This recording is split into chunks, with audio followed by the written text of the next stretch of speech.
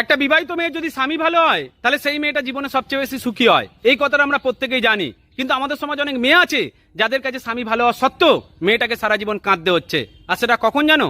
যখন বাড়ির শাশুড়ি মাটা স্বামীর কান কামড়াতে ব্যস্ত হয়ে পড়বে, তখনই মেয়েটা স্বামী ভালো হওয়া সত্ত্বেও মেয়েটাকে সারা জীবন কাঁদতে হবে।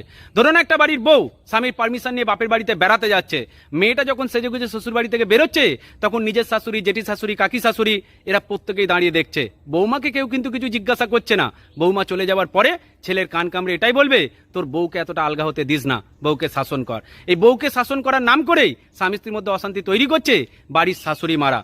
আর এই জন্যই স্বামী স্ত্রীর মধ্যে অশান্তি হবে। আর অশান্তি যখন চরম পর্যায়ে পৌঁছাবে, স্বামী স্ত্রী যখন হাতাহাতি মারামারি করতে শুরু করবে, তখন ওই শাশুড়ি মাটাই ছুটে এসে সবার আগে এটা বলবে, বৌমা স্বামীর মুখের উপরে কথা বলতে নেই, আমরাও স্বামীর ঘর করতে এসেছি, স্বামীর হাতে মার খেয়ে অজ্ঞান হয়ে গেছি, তারপরও স্বামীর ঘরে পড়ে রয়েছে, সুতরাং সহ্য করতে শেখো। আর এই সহ্য করার নাম করে অনেক মেয়ের জীবন নষ্ট হয়ে যাচ্ছে।